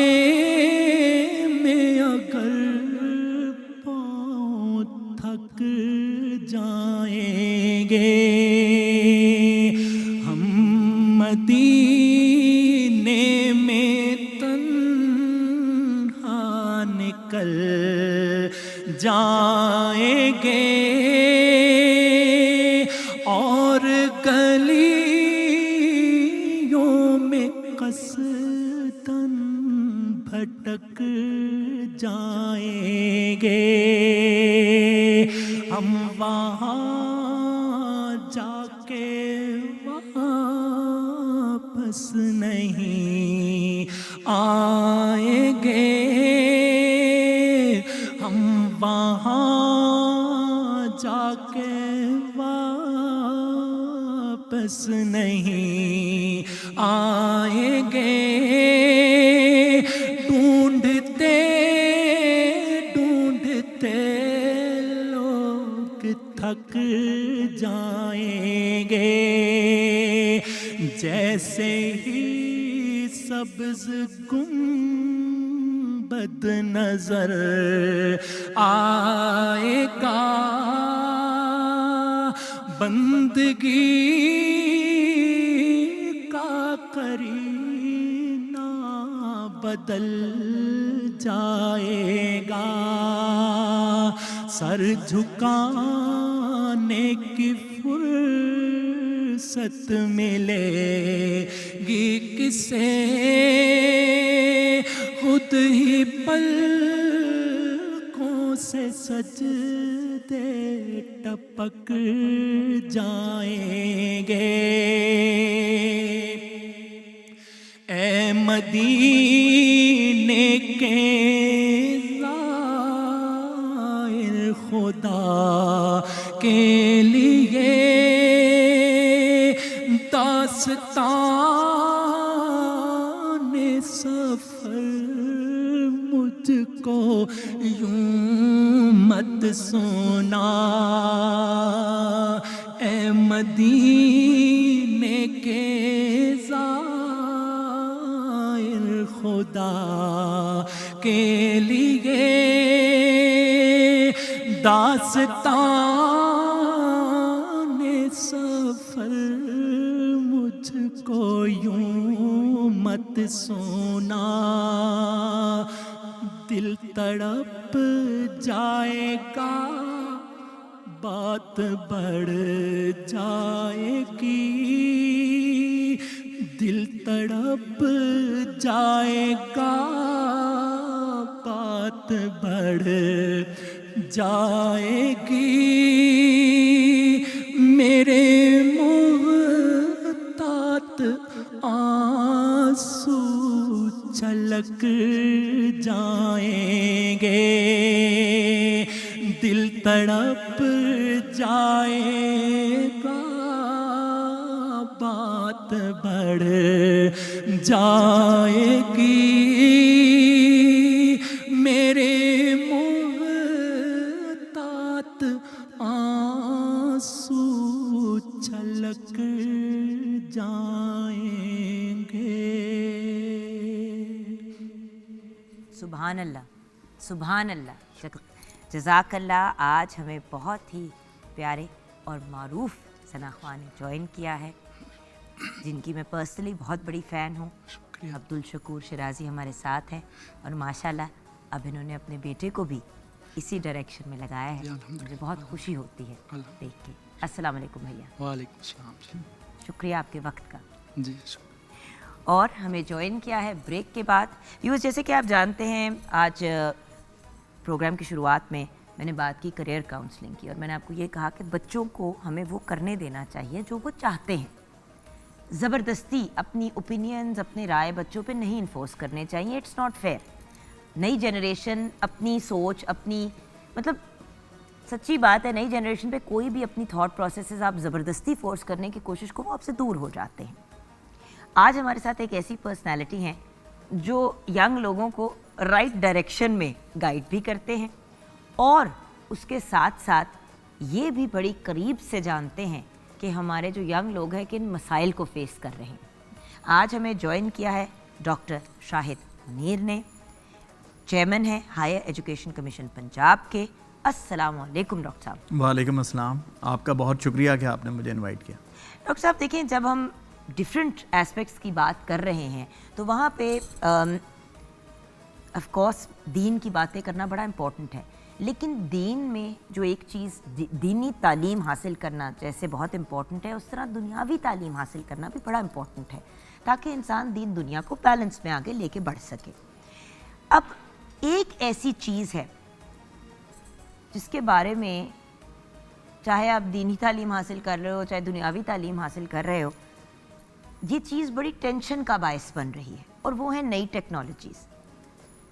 कोई 20-25 साल पहले जब नई टेक्नोलॉजीज़ आती थी लोग बड़े एक्साइटेड होते थे, लेकिन अब हो ये रहा है कि नई टेक्नोलॉजीज़ की वजह से बहुत से नए मसाइल सामने आ रहे हैं। तो वो क्या चैलेंजेस हैं जो यंग लोग और हम सारे ही फेस कर रहे हैं नई टेक्नोलॉजीज़ की वजह से? पहले मैं इस पे बात करना चाहूँगी। एक चीज़ तो हमें, जैसे आपने दीन का जिक्र कर दिया है, तो इस्लाम शायद वो वाहिद दीन है जो मुसलमानों को और इंसानों को इल्म हासिल करने के लिए और टेक्नोलॉजी को सीखने की तरगीब देता है। मिसाल के तौर पे आपकी जो पहली वही थी वो इकरा के ऊपर थी, रीड इन द और फिर उसके बाद आगे अल्लाह ताला फरमाते हैं कि तुम बारिशों के बरसने के ऊपर गौर क्यों नहीं करते, यानी उस फिनोमिनन के ऊपर गौर क्यों नहीं करते, हवाओं के आने में, बादलों के बरसने में, कि sudden compression of the air due to the air pressure and then sudden expansion, sudden relaxation of this pressure, और उससे जो कंडेंसेशन होती है जिसकी वजह से आपके रेफ्रिजरेटर्स, एयर कंडीशनर्स, ये सारा फिनोमेना वही फिनोमेना है जो कि बारिश के बरसना है। तो तुम इसके ऊपर क्यों गौर नहीं करते? तुम इस बात पे गौर क्यों नहीं करते कि जो प्लैनेट्स हैं वो एक ऑर्बिट के अंदर घूमते हैं और एक दूसरे के साथ टकराते नहीं हैं? तो तुम गौर क्यों नहीं करते, तुम तदब्बर क्यों नहीं करते, तुम तफक्कुर क्यों नहीं करते ज़मीन में से कॉम्पलों के एकदम से निकल पड़ने के ऊपर? तो तुम गौर क्यों नहीं करते तख्लीक़ आदम के ऊपर? और इल्म हासिल करो हर मर्द और औरत पर फ़र्ज़ है। तो ये अहादीस हैं। तो ये बार बार मुसलमानों को ये कहा जा रहा है कि वो इल्म हासिल करें, तो और इसी तरह टेक्नोलॉजी और इसको अनवेल करें उन तमाम फार्मूलों को जो अल्लाह ताला ने इस कायनात को चलाने के लिए बना रखे हैं। तो ये हमारा दीन इसके ऊपर है। अब जहाँ तक है इसके, अब आपको ये समझना होगा कि वर्ल्ड इकनॉमिक फोरम हमें ये कह रहा है कि 2050 तक ये पूरी दुनिया एक डिजिटल दुनिया होगी। ये सोसाइटीज़ जो हैं डिजिटल सोसाइटीज़ होंगी, ये दुनिया आर्टिफिशियल इंटेलिजेंस की दुनिया होगी, ये ऑगमेंटेड रियलिटीज़ की दुनिया होगी। तो ये दुनिया बदलने जा रही है बड़ी तेज़ी के साथ, अनप्रेसिडेंटेड पेस के साथ ये चेंजेस आ रही हैं। और आपने दुरुस्त फरमाया कि हर तीसरे दिन एक नई टेक्नोलॉजी आपके सामने आ रही है। लेकिन ये ख़ुद ब खुद नहीं हो रहा, ये एक डिज़ाइन है। और वो जो मुक़्तदर क़ुव्वतें हैं जिनके पास साइंस और टेक्नोलॉजी का इल्म है, वो दुनिया की को जैसे वर्ल्ड ऑर्डर इम्पोज किया जाता है, वो इस तरीके से दुनिया को डिज़ाइन कर रहे हैं, रीडिज़ाइन कर रहे हैं, वो इसको ट्रांसफॉर्म कर रहे हैं इस तरह के। तो ऐसे लोग जो इन टेक्नोलॉजीज़ को नहीं सीखेंगे, उनकी जॉब्स चली जाएंगी, उनकी वो रिडेंडेंट हो जाएंगे, वो बिल्कुल फ़ारिग हो जाएंगे, और वो मुल्क और वो इकोनॉमीज़ फ़ारिग हो जाएंगी जो नॉलेज बेस्ड इकोनॉमी नहीं होंगी, जो इन टेक्नोलॉजीज़ को नहीं सीख रहे होंगे। अगर आप इंडिया की बात कर रहे होंगे तो इंडिया की जो IT एक्सपोर्ट्स हैं वो सऊदी अरेबिया की ऑयल एक्सपोर्ट से ज़्यादा बन चुकी हैं। अगर 2 साल पहले उनकी जो IT एक्सपोर्ट्स थी 115 अरब डॉलर के ऊपर पहुंच चुकी थी। तो मसाइल इसमें इसलिए हैं कि हम सिर्फ इसके कंज्यूमर बन गए हैं, हम इसको डेवलप नहीं कर रहे हैं इन टेक्नोलॉजीज़ को। और दूसरी बात यह है कि हमें मेहनत करने की ज़रूरत है हमारी यूथ के ऊपर, उनको मॉरली और एथिकली डेवलप्ड पर्सनैलिटीज़ बनाने के लिए। तो ये एक ओवरव्यू है। हाँ, ये एक ओवरव्यू है। लेकिन डॉक्टर साहब देखिए, मुझे जो चीज़ बहुत ज़्यादा कंसर्न करती है वो ये है कि जहाँ ये टेक्नोलॉजीज़, जैसे कि मुझे याद है कि जब इनिशियली इंस्टाग्राम वगैरह आना शुरू हुआ, फेसबुक तो जब आया तब तो मैं खुद भी छोटी थी, तो वो तो मुझे याद है। फेसबुक आया, हम सब ने फेसबुक ज्वाइन किया, मतलब व्हाटएवर आपका एक पर्सनल पेज होता है। फिर वक्त के साथ ये पता चला कि भाई जिस फील्ड में मैं काम करती हूँ मीडिया में, उसमें सोशल मीडिया में इन होना बहुत ज़रूरी है। मेरी प्रॉब्लम ये है कि मेरे पास ना तो टाइम होता है ना मेरे पास एनर्जी होती है कि मैं नौकरी करूँ, रोजी रोटी कमाऊँ, या मैं इस पे लगी रहूँ जिस पे फिर मुझे जवाब आता है कि भाई जुगन तुम इससे पैसे कमाओ। बिल्कुल ऐसे। लेकिन मुझे ये काम अच्छा लगता है। डॉक्टर साहब, मुझे आपके साथ बैठ के इस तरह रूबरू गुफ्तगू करना अच्छा लगता है। मुझे अपने भाई को लाइव कलाम पढ़ते हुए करना। सुनना अच्छा लगता अच्छा है। लगता है, ठीक। मैंने हर चीज इस पे नहीं करनी। ठीक है, ठीक। शायद मैं बहुत पुराने जमाने की हूँ ठीक है। या शायद मैं एक ट्रेडिशनलिस्ट हूँ, I don't know what it is, because इसकी वजह से लोग एक दूसरे से दूर हो रहे हैं। ठीक है। कोविड के दौरान तो बहुत इसका फायदा हुआ, अल्लाह का शुक्र है। आपसे बात करनी थी डॉक्टर साहब, आपसे अगर फेस टू फेस भी बात करनी है चलो जूम पे भी बात करें, जी हाँ, जी हाँ, ठीक है। लेकिन डॉक्टर साहब इंसानियत की कनेक्शन खत्म होती जा रही है, इसका क्या करें? ये एक ना ये चैलेंज है। आप देखिए कितने देखिए, इस स्टूडेंट्स के डिप्रेशन के, एंजाइटी और अल्लाह माफी दे सुसाइड की भी कहानी। देखिए, इस चैलेंज को ना हमें फेस करना है। मैं इसकी मिसाल आपको ये देता हूँ कि अब इंडिया में और अपना कैम्ब्रिज में टीचर की जगह के ऊपर रोबोट खड़ा हो गया क्लासरूम में। उसके CPU में हज़ारों किताबें फीड कर दी गई हैं, रिसर्च आर्टिकल फीड कर दिए हैं, और वो असातिज़ा से ज़्यादा अच्छे लेक्चर्स डिलीवर कर रहा है। Very nice. ठीक और है। जब बच्चा स्कूल में बुली हो रहा होगा और उसको किसी को जाके बताना पड़ेगा कि जी मैं बुली हो रहा हूँ या हो रही हूँ, और या मेरा कोई मसला है, या उसने कोई अपनी इमोशनल बात करनी है, तो वो फिर क्या रोबोट करेगा? ये चीज़ें आएंगी, रोबोट भी करेंगे, और मैं आपको बताऊं कि आपकी जगह पे भी रोबोट बैठा होगा। वो भी ठीक है। ये एक ऐसा चैलेंज है जिसको हमें फेस करना है, और इससे हमें शाई अवे नहीं करना, इससे 10 कदम आगे चलना है। स्टीफन हॉकिंग ने एक किताब लिखी थी, और उस किताब में उसने ये प्रेडिक्शन की थी कि ये जो मशीन्स हैं ये इंसानों को टेक ओवर कर लेंगी। लेकिन इस वक्त यूरोपीय पार्लियामेंट जो है वो इसके ऊपर प्रोटोकॉल्स डेवलप कर रही है, जो इसकी जो मॉरल बाउंड्रीज हैं उनको तय किया जा रहा है कि किस हद तक इनका इस्तेमाल किया जाएगा, क्या हदूदों कयूद होंगी इनके इस्तेमाल करने की। और इस वक्त पूरी दुनिया इसके ऊपर काम कर रही है, इसके ऊपर लेजिस्लेशंस करने की कोशिश की जा रही है। और अगर वो हो गया जो हमने बहुत सी फिल्मों में देखा है कि फिर रोबोटों ने और कंप्यूटर ने, ये हंसने की बात नहीं है सर। ये ऐसा होगा। 10 साल बाद अगर मैं आपको मैं आपको ढूंढ के खोज के निकालूंगी और कहूंगी अब मुझे बताएं, अब जो टेक ओवर कर गए हैं सारे, नहीं टेक ओवर एक चीज है सर, देखिए फैसिलिटेट करना एक चीज है।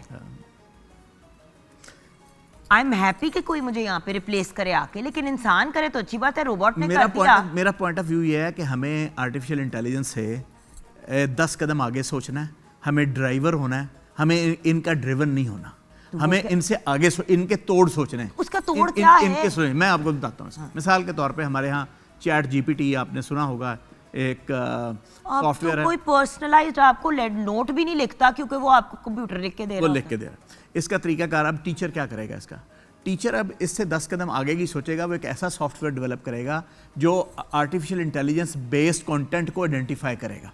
जिस तरह हमने प्लेजरिज्म का सॉफ्टवेयर निकाला है टर्निटन, इसी तरह इसके ऊपर अब काम किया जा रहा है। इसके कई सॉफ्टवेयर आ रहे हैं जो हमें ये बता रहे हैं कि ये आर्टिफिशियल इंटेलिजेंस जनरेटेड कंटेंट है। फिर हम कहते हैं कि ये जो आर्टिफिशियल इंटेलिजेंस जनरेटेड कंटेंट है इसका क्रिटिकल रिव्यू हमें दिया जाए। तो हमें इसके इनोवेटिव वो सॉल्यूशंस लाने हैं जो हम आर्टिफिशियल इंटेलिजेंस से आगे की सोच करें, जो इसका तोड़ करें, और वो भी हमें सॉफ्टवेयर से इसकी तरफ काम करना पड़ेगा। टेक्नोलॉजी का तोड़ हमें उससे बेहतर टेक्नोलॉजी की सूरत में लाना पड़ेगा। तो आपको ये बात फनी नहीं लग रही कि टेक्नोलॉजी बनाई और अब उसी टेक्नोलॉजी का हम तोड़ ढूंढ रहे हैं? नहीं, ये और फिर उस तोड़ का तोड़ ढूंढेंगे और तोड़ का तोड़ और हम खुद टूट जाएंगे। देखिए, इल्म का ना कोई इल्म की कोई इंतहा नहीं है। नहीं बट डॉक्टर साहब देखिए, इल्म is one thing, this is very confusing. मुझे पता है अजीब सी बात है, मुझे यहाँ पे बैठ के ओह न्यू टेक्नोलॉजीज ये वो व्हाटएवर, बट मुझे ये भी तो नजर आ रहा है ना कि इन टेक्नोलॉजीज की वजह से लोगों को जो जहनी मसाइल हो रहे हैं, जो इमोशनल प्रॉब्लम्स हो रही हैं, देखिए ये चीज too excess of anything is good for nothing. नहीं, ये हो रही है अब्यूज ऑफ टेक्नोलॉजी की वजह से। It is not the use of. अगर आप ऑब्सेस्ड होंगे, अगर आप एक्स्ट्रा यूज़ करेंगे, अपनी ज़रूरत से ज़्यादा यूज़ करेंगे, अगर आप पॉजिटिवली यूज़ नहीं करेंगे तो आप इन मसाइल का शिकार। और अगर आप ज़्यादा नहीं यूज़ करते तो आप पीछे रह जाते हैं।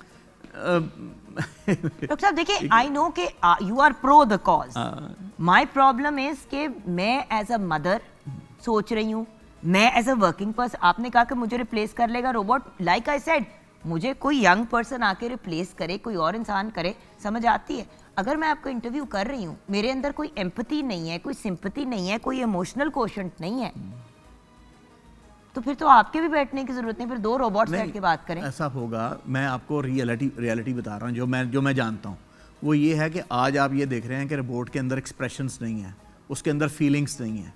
लेकिन जो आने वाली दुनिया, जो ऑगमेंटेड रियलिटीज़ हैं, जो डॉक्टर साहब फिर आगे इंसान की जरूरत क्यों उसमें रहेगी? उसमें ये चीज़ें आएंगी। तो फिर इंसान की जरूरत नहीं रहेगी। ज़रूरत हमेशा रहेगी, इसलिए कि इंसान एक सुपर कंट्रोल है, सुपर इंटेलिजेंस रोबोट है और सुपर इंटेलिजेंट रोबोट है, और उसमें उसको कॉग्निटिव स्किल्स सीखने की ज़रूरत है, एथिकली और मॉरली डेवलप होने की ज़रूरत है, उसे ड्राइवर बनना है, इन टेक्नोलॉजीज़ को ड्राइव करना चाहिए और उसे ड्रिवन नहीं होना चाहिए, सही। उसे सिर्फ कंज्यूमर नहीं होना चाहिए। तो मुझे बताएं कि अगर हम इस पॉइंट ऑफ व्यू से बात करें कि टेक्नोलॉजी की वजह से इंटेलेक्चुअल लाइफ को जो चैलेंजेस है वो क्या है और उनका हल क्या है? हाँ, इंटेलेक्चुअल क्योंकि आपने टच किया वो चैट जीपीटी वाले, देखिए बच्चे अब अपनी पूरी असाइनमेंट्स चैट जीपीटी के थ्रू कर रहे हैं। अच्छा, ये जो इशू है, मैं इसके ऊपर पिछले दिनों एक कॉन्फ्रेंस में था जिसका नाम एकेडमिक इंटेग्रिटी था, और पूरी दुनिया से माहिरीन इस पे ऊपर जमा थे, और वो कॉन्फ्रेंस हम फरवरी 2025 में पाकिस्तान में ला रहे हैं इंशाल्लाह, और इसको टॉक ऑफ द टाउन हम बना रहे हैं। डॉक्टर साहब मुझे भी जरूर अब बुलाना है आपको please, I invite love to करेंगे। कम एंड हम वॉच। टॉक ऑफ टाउन इसको बना रहे हैं, एकेडमिक इंटेग्रिटी, और उसकी वजह ये है कि अब एलोन मस्क ने, आपको याद होगा कि एक प्रोजेक्ट किया था जो पैरालाइज पेशेंट्स थे, उनके लिए उनके दिमाग में एक चिप लगा के उनके न्यूरॉन्स को एक्टिवेट किया था, बिल्कुल। और उससे उनके हाथ और पाँव चलने लगे थे। हाँ। अब वो जो चिप है कोई $18,000 में अवेलेबल है मार्केट में, यूनाइटेड स्टेट्स में, और वो कोई भी स्टूडेंट जो है वो अंडर द स्किन उस चिप को लगाया जा सकता है, और उस चिप से आप 2 किलोमीटर दूर बैठ के आप उसको पेपर डिक्टेट कर सकते हैं, उसके ब्रेन को, वायरलेस कम्युनिकेशन के ज़रिए से। आप मेरी बात को अंडरस्टैंड कर रही हैं? तो टेक्नोलॉजी जो है वो इस कदर इसकी चल रही है कि इसके आपको तोड़ नहीं तो बेसिकली अब हमारे बच्चों को बेसिकली चलाकियां सीख ये ना इसको हम बोलते हैं आर्टिफिशियल इंटेलिजेंस जनरेटिव टूल्स। हम पंजाब हायर एजुकेशन कमीशन अपने टीचर्स को इसके ऊपर ट्रेनिंग्स कराते हैं। डॉक्टर साहब याद है बचपन में हाँ, बच्चे जब चीट कर रहे होते तो बूटियां बनाते थे, हाथ पे कुछ लिख देते, छोटी हाँ। पर्चियां बनाते थे, तो अब- बेसिकली अब आप चिप डालो हाँ। और आपके पास वो चिप आपकी परमानेंट बूटी। बूटी। अब जो है ना, ये जो हम टीचर्स को ये सिखा रहे हैं, उनको ट्रेनिंग्स दे रहे हैं कि आपने इन टूल्स को कैसे इस्तेमाल करना है, अपने स्टूडेंट्स को किस हद तक इस्तेमाल करने देना है, और किस तरीके से इसका काउंटर आपने बनाना है। अगर वो असाइनमेंट्स आती हैं और वो आर्टिफिशियल इंटेलिजेंस जनरेटेड कंटेंट है, तो आप कैसे इसको चेक करेंगे, कैसे उसका क्रिटिकल एनालिसिस करेंगे, और फिर किस तरीके से इसकी ग्रेडिंग और मार्किंग करेंगे, और किस तरीके से थीसिस के अंदर इसके इस्तेमाल को आप पकड़ेंगे। तो ये आपको करना पड़ेगा वक्त के साथ साथ, इससे 10 कदम आगे जाना पड़ेगा। रिमेंबर वी यंग, हम हंसते थे जब मोबाइल के सिम्स आए थे, तो हम कहते थे आज मोबाइल में सिम डाल रहे हैं, कल को हमारे अंदर भी सिम डालेंगे। तो बेसिकली बात ये हो गई, ये हो गई। बेसिकली बुरी बात जुबान से नहीं निकालनी चाहिए, वो हो जाती है फिर। ये बड़ी खतरनाक ये एक स्कैरी चीज है। अच्छा, सिर्फ यहाँ नहीं है, ये जो आर्टिफिशियल इंटेलिजेंस है और ये जो इल्म है, इसका जो यूज़ है, ये मसलन आप देखिए कि जो CPU है, हर 2 साल बाद इसकी स्पीड जो है ना वो डबल हो रही है, डबल और ट्रिपल प्रोसेसिंग स्पीड हो रही है। ये टेक्नोलॉजी जब नैनो टेक्नोलॉजी के साथ, बायोटेक्नोलॉजी के साथ इंटीग्रेट कर जाती है, सिंथेटिक बायोलॉजी के साथ, तो जेनेटिक मॉडिफिकेशंस हो रही हैं और 3D प्रिंटिंग्स हो रही हैं। तो जेनेटिक मॉडिफिकेशंस के जरिए से इसका पॉजिटिव इस्तेमाल ये है कि फसलों की यील्ड जो है वो 3-3, 4-4 गुना बढ़ रही है। बेशक अब ये बड़ी अच्छी बात बड़ी है। अब 2050 तक दुनिया को जो अनाज आज हम खा रहे हैं, इससे 50% ज़्यादा हमें फूड की ज़रूरत है। तो जेनेटिक मॉडिफिकेशंस के ज़रिए से वो क्रॉप्स इसके ज़रिए से ली जा रही लेकिन उसके साइड इफेक्ट्स नहीं होंगे?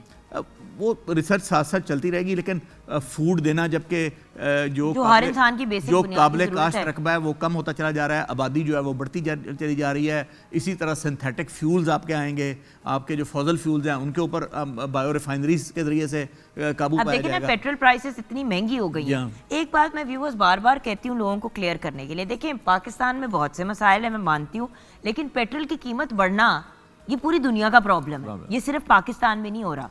तो ये साइंटिफिक जो सोसाइटीज़ हैं ये रीशेप हो रही हैं, डिजिटल सोसाइटीज़ बन रही। जैसे हम बचपन में स्टार ट्रैक देखा करते थे और फिक्शन देखा स्टार करते थे, वॉर्स, स्टार ट्रेक। हाँ, ये साइंटिफिक फिक्शन देखा गया, वो आज रियलिटीज़ बन चुकी हैं।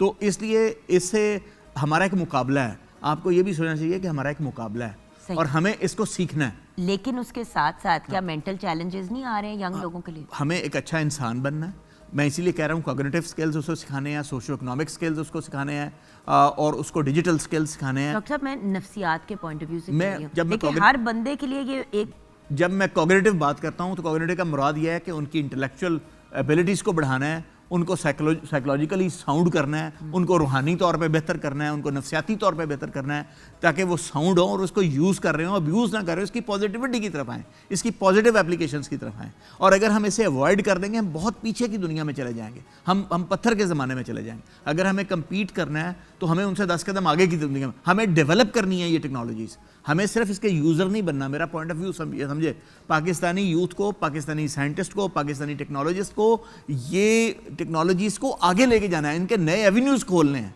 और इनसे रेवेन्यूज़ अर्न करने हैं।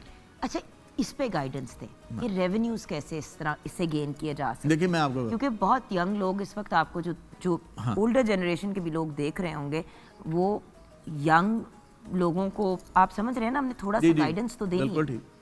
हमारी ख़वातीन ने इससे बहुत ज़्यादा पैसा कमा रही हैं, अपनी प्रोडक्ट्स को बेच रही हैं बाय यूजिंग ई कॉमर्स। आपने देखा है इसी टेक्नोलॉजी के ज़रिए से वो वहाँ तक रीच है उनकी, वो अपने आपके सूट बनाती हैं, वो बेच रही हैं, खाने बनाती हैं, वो बेच रही हैं, और वो उससे पैसे कमा रही हैं। और ये इकोनॉमी में बहुत बड़ा कंट्रीब्यूशन है, जो हमारे बच्चे जो है वो इससे पैसे कमा रहे हैं और अपनी ब्रेड एंड बटर जो है वो चला रहे हैं। तो ये टेक्नोलॉजीज़ जो हैं, इनका पॉजिटिव अगर इस्तेमाल आप करेंगे तो आपकी इकोनॉमी को बहुत ज़बरदस्त तरीके से फ़ायदा होगा। इस टेक्नोलॉजी के ज़रिए से आप अपने तमाम ऑपरेशंस के अंदर ट्रांसपेरेंसी ला रहे हैं, आप पेपरलेस ऑर्गेनाइजेशंस की तरफ जा रहे हैं, आप अपनी कॉस्ट ऑफ डूइंग बिज़नेस जो है और ईज़ ऑफ डूइंग बिज़नेस जो है उसको बना रहे हैं। तो लेकिन इन चीज़ों को और देखिए, इसकी नेगेटिव यूज़ करने के लिए जैसे फायर डेवलपमेंट है, जैसे आप देखते हैं कि तौहीन रसालत का मवाद जो है वो कंटेंट चढ़ जाता है इंटरनेट के ऊपर। इनको रोकने के लिए भी आपको सॉफ्टवेयर्स, फायरवॉल्स और वो चीज़ें बनानी होंगी ताकि आपके कल्चर को डिस्ट्रॉय ना किया जा सके। मिसाल के तौर पे ऐसी वेबसाइट्स जो हमारे नौजवानों के अखलाक के लिए ख़तरनाक हैं, उनको रोकने के लिए आपको फायरवॉल्स की ज़रूरत है, आपको उन टेक्नोलॉजी की ज़रूरत है ताकि वो कंटेंट जो आप सिर्फ दिखाना चाहते हैं वो फ़िल्टर आउट होकर आपकी यूथ तक पहुँच सके। बिल्कुल सही। और मुझे फाइनली आपके एंड से एक पैगाम चाहिए हमारे व्यूअर्स के लिए। मेरा ये पैगाम ये है कि ये जो सवाल आपका फंडामेंटल और बुनियादी सवाल है कि टेक्नोलॉजी जो है, इसका चैलेंज ये है इसको सीखना, इसका पॉजिटिव इस्तेमाल करना और फिर इस टेक्नोलॉजी की मदद से डेवलप करना, नए नए सॉफ्टवेयर, नई नई एप्लीकेशंस इसकी डेवलप करना। ये इसमें हमें लीड लेना होगी और अपने कल्चर के मुताबिक, अपने रिलीजन के मुताबिक, अपनी अखलाकी बाउंड्रीज के मुताबिक अपने इंडिजिनस सिस्टम्स को डेवलप करना, ये हमारा एक सबसे बड़ा चैलेंज होगा अल्टीमेटली। और वही चीज़ है ना कि व्यूअर्स देखें, कोई भी चीज़ एक्सट्रीम पे जब आप ले जाते हैं तो उसके साइड इफ़ेक्ट्स होते हैं। लेकिन जैसे कि डॉक्टर साहब ने, चले आपने मुझे कन्विंस कर ही दिया कि हमें वक्त और टेक्नोलॉजी के साथ साथ चलना है। जब हमें चलना होगा तो अब क्या मतलब, बेसिकली तो आपने मुझे ये बताया कि वी हैव नो चॉइस। और अगर हमारे पास चॉइस नहीं है तो फिर एटलीस्ट घर के बेसिस पे अपने जो बच्चे हैं, जो यंग लोग हैं, उनको प्रॉपर गाइडेंस दें। क्योंकि अगर स्कूल्स में भी अब टेक्नोलॉजी इतना ओवरटेक कर जाएगी ह्यूमन इंटरेक्शन को, तो घर का इंटरेक्शन जो गढ़ है लर्निंग का किसी भी यंग पर्सन, इसके साथ साथ यूनिवर्सिटीज़ में जब हम करिकुलम डेवलप करते हैं तो हम एथिकल डायलेमास साथ साथ केस स्टडीज़ दे रहे हैं कि ये आपका इशू था, इसके ऊपर ये टेक्नोलॉजी के सॉल्यूशंस अवेलेबल थे। अब एक ऐसी हम एथिकल डायलेमा उसके सामने रखते हैं कि इसको अप्लाई करना चाहिए था, नहीं करना चाहिए था, किस बाउंड्री में करना चाहिए था। अब मेरी बात समझ रही हैं? अब हमें ज़रूरत है प्रोटोकॉल्स डेवलप करने की। अब हमारी पार्लियामेंट को ज़रूरत है कि वो उसके ऊपर कानून साजी भी लेके आए। अब हमें ज़रूरत है ऐसे टेक्नोलॉजिस्ट की जो टेक्नोलॉजी भी लेके आए इसको रोकने के लिए। तो ये काम साथ साथ पैरेलल एक चुमुखी लड़ाई है और चल भी रहा है और करना भी चाहिए। और डॉक्टर साहब, आप भी तो ऐसी पोस्ट पे बैठे हैं ना कि you can bring about some real change. हमें स्ट्रेटेजिक थिंकिंग इसके ऊपर हम करते रहते हैं और हम भी इसके पीछे लगे हुए हैं कि किस तरीके से, किस हद तक इसके प्रोटोकॉल्स हों ताकि पाकिस्तान की यूथ जो है वो अर्निंग भी कर रही हो, रेवेन्यूज भी जनरेट कर रही हो और दुनिया से पीछे भी ना रहे और मॉरली और एथिकली भी वो अपने रिलीजन की इकदार को भी फॉलो कर रहे हो। Thank you so much doctor साहब। जी बहुत शुक्रिया। Pleasure having you on the show. बहुत शुक्रिया। और अब हम बढ़ते हैं कलाम की तरफ और अपने शो को कंक्लूड करते हैं। जिंदगी रही तो कल फिर मुलाकात होगी व्यूअर्स। जहाँ रोज़ाए पाके खैरुल वरा है, वो जन्नत नहीं है तो फिर और क्या है जहाँ रोज़ाए पाके खैरुल वरा है, वो जन्नत नहीं है तो फिर और क्या है, कहाँ मैं कहाँ वो।